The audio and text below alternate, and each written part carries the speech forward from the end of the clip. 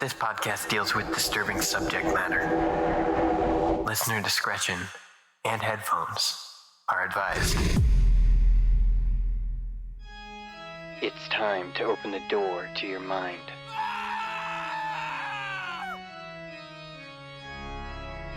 Sit back and listen to true horror.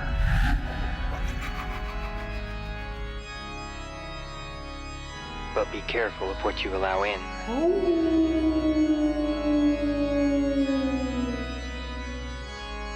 Because it's time to go through the fog.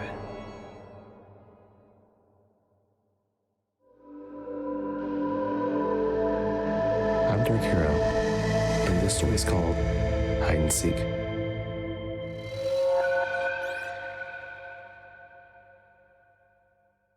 It's late at night and I awake in the middle of my living room. I'm soaking wet and I look over to find the culprit. A spilled bottle of vodka. My nose is filled with the burning stench of alcohol. I remove my shirt, my whole body aching the whole while. The liquor in my gut starts to stir, fight its way back up, but I push it all down. I throw my shirt to the floor with a wet thud, and I slowly make my way to the bedroom. Everything was spinning. My legs could barely support me. I stepped into the hallway and I saw her standing at the end of it. Her small silhouette barely visible in the shadows. Daddy, are you okay? She asked, her sweet voice echoing towards me. Everything's fine, baby. Just go back to sleep, I grumbled. You said you'd pray with me. Her voice reverberated in my skull. I'm sorry, sweetie. I'm just too tired right now, I pleaded. You promised. Her whisper repeated in my ears. My head felt like it was gonna split open and my knees buckled as they came crashing to the floor. I looked to meet her at eye level. My beautiful girl's eyes were a brilliant blue, even in the darkness of this home. She placed her hands on my cheeks. They were so cold that the chill from them ran through me.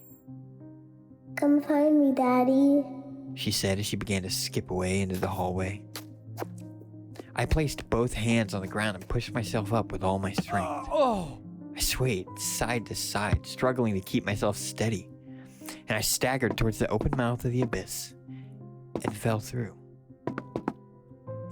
Each step I took felt heavy, as if I was wading through quicksand. Everything in me wanted to just sink into nothing, but I pushed forward, and her laughter filled the void. A cacophony of her giggles were all around me. Come find me, she shouted. So I moved ever forward, and I eventually found a door. Her bedroom door. So white that it was as if it was illuminated in the inky blackness. I reached toward the silver knob, and as I gripped it, a stench filled my nose. I fought back the urge to vomit as this sickly sweet smell of rot hit me. I opened the door to find myself in her room. The door slammed behind me. It's just like I remember. A child's room filled with stuffed animals and toys. The walls were pink, a once happy color to me. The smell of decay had pushed every pleasant memory away. Daddy, I'm here. Her voice rang out. I was snapped to my senses, and I frantically searched the room. Her closet, her bed. I turned over the dresser. Then my gaze turned towards an antique chest. I crept towards it, the smell growing stronger.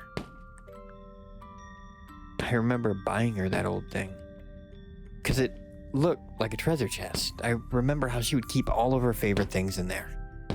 I remember the lock on it being messed up, but I kept forgetting to fix it. I remember calling her my greatest treasure, even though I barely made time for her. I remember getting so fucking drunk that I just forgot she was there. I remember being being in a stupor, just drinking away the pain of her mom leaving us.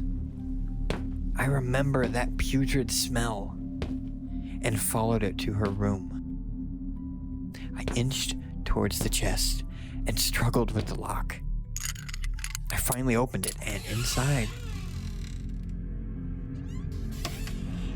I found the treasure I'd lost. You found me, Daddy. A soft whisper came out of the decaying corpse before me.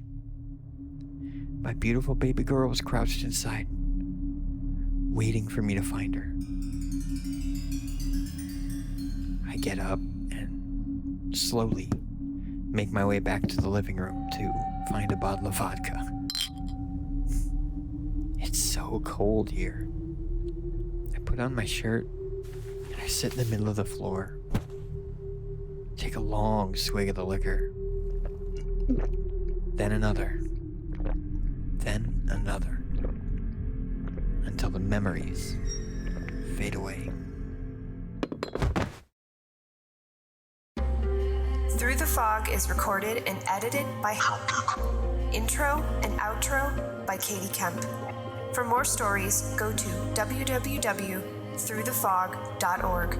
We'll be back in 2 weeks, so keep your eyes on the fog.